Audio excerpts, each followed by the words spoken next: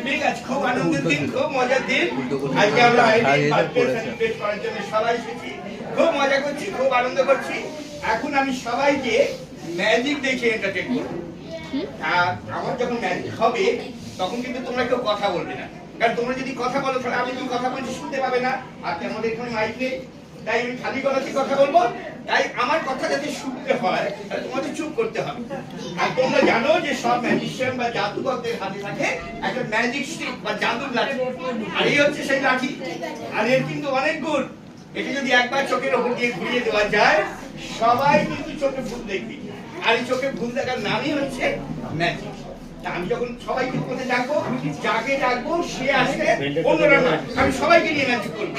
দেখো প্রথম যে ম্যাজিকটা হবে, ম্যাজিকটা কিন্তু খুব মজার একটা ম্যাজিক।